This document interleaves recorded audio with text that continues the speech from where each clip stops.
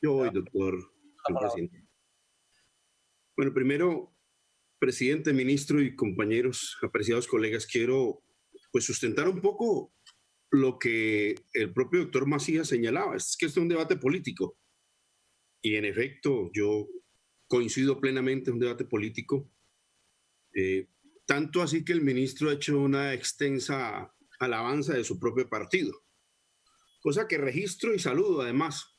Siempre he considerado que es más bien hipócrita la prohibición de que los servidores públicos participemos en política en general y que esa hipócrita prohibición sobre todo recae sobre las gentes de izquierda, humildes y de base. Los directivos de las entidades públicas viven haciendo política, el ministro alaba su centro democrático, además lo califica de centro como así si lo fuera y no fuera la extrema derecha en el Congreso, cosa que saludamos en su presencia.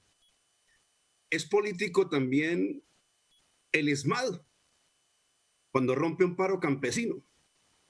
¿Al servicio de quién está el ejército cuando rompe paros campesinos? Al servicio de la clase terrateniente, es una postura política. ¿Al servicio de quién está la policía y de qué está la policía? ¿De qué concepto de democracia cuando golpea a un humilde campesino hoy en el centro de la ciudad, un hombre informal pobre, cuyo único delito es salir a buscar un sustento para sus hijos?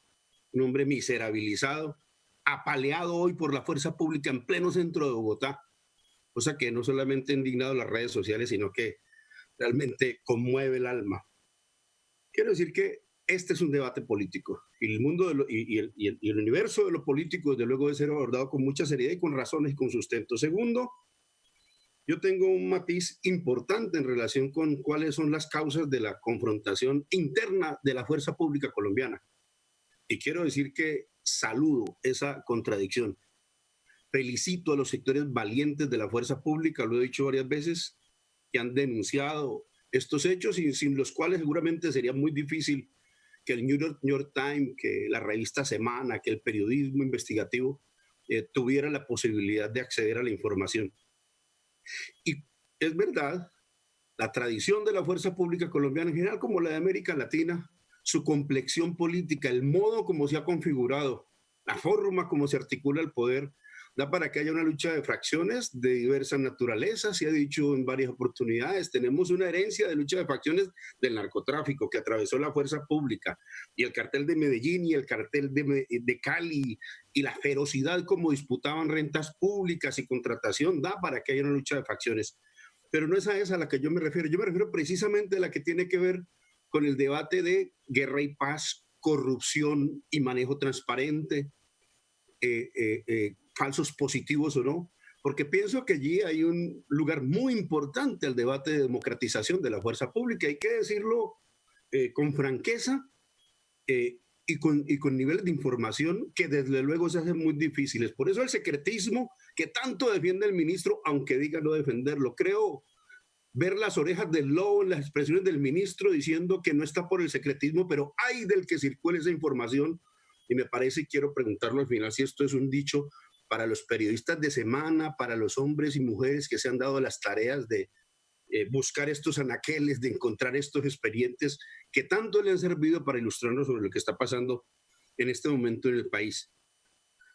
Y desde luego que hay un debate también más de fondo sobre el tema del enemigo interno y sobre la complexión, digo, política. Yo le quiero decir al señor ministro y a los expresidentes que tanto se han enojado porque se refieren al vínculo de los clanes políticos con la fuerza pública, que esto además es una tesis académica bastante ilustrada. Léanse Guerra Reciclada, busquen a James Robinson, el mismo de Por qué fracasan las naciones, y su tesis de que las élites nacionales en Colombia jamás se propusieron controlar o regular vastas zonas del país y en cambio delegaron dicha tarea a las élites locales a cambio de votos en las elecciones. Y yo creo que esto se ha modificado un poco. La relación de la élite bogotana, cada vez más corrupta y vinculada a hechos enormes de corrupción, tiene cada vez un relacionamiento más complejo con las regiones. Así tendría que ser además. Y le quiero recordar solo para la historia que Darío Echandía le llamaba a ese tipo de articulaciones entre horrorizado y bromista, le llamaba la democracia colombiana como orangután con sacoleva. Bueno, aquí está el orangután con sacoleva, ese es el que se expresa aquí. y harto que nos ha tocado dolernos como polo. Esa teoría del enemigo interno que subyace en esta formación política de la fuerza pública colombiana es la que permitió que al polo se haya perseguido como el que más en la época del 2016, el DAS liquidado, y esto pues lamento que se quiera negar, esto es un exabrupto negarlo, al partido que más persiguió fue al Polo Democrático Alternativo, chuzó sindicalistas, le entregó a las Autodefensas Unidas de Colombia del Bloque Norte, le entregó información para que luego fueran dados de baja los dirigentes sindicales. Y provengo del mundo sindical y ahí sí yo me limitara a dejar de mencionarlo. Y se equivocan, es falso que no hayan presos por el tema. Directores del DAS, María del Pilar Hurtado y Noguera, el buen muchacho, pero adicionalmente Bernardo Moreno, condenados por asuntos de chuzadas. Y hoy, en estos momentos, quiero denunciar, el Bloque Capital acaba de amenazar a compañeros del Polo, bueno, y otros, y particularmente una dirigente social que no lo es, particularmente al senador Alexander López Maya, a Hernando Hernández, exdirigente sindical, a la periodista Patricia Lara Salive y al exministro Carlos Bula Camacho, a quien lo acusan como gran acusación de ser el nuevo ideólogo del senador y de hacer disque públicas sus adhesiones al ELN. Una sarta de señalamientos falsos del mismo tenor que dieron lugar a la persecución y asesinato de muchos de nuestros dirigentes. Le quiero decir, el pueblo tiene todos sus senadores hoy amenazados. Pero ¿qué nos dice el Bloque Capital? Nos da una información que yo creo que merece toda atención. Dice, no somos una organización fantasma ni tenemos que utilizar seudónimos estúpidos. Fuimos fundados hace algunos años por importantes personalidades del país. Nos disolvimos cuando la ofensiva comunista de Santos impidió nuestro funcionamiento. Hoy, con un gobierno distinto, nos estamos reorganizando. Somos el brazo. Senador Wilson Arias, tiene un minuto para que termine, por favor. Y se señalan a sí mismos de ser cuadros políticos militares en formación.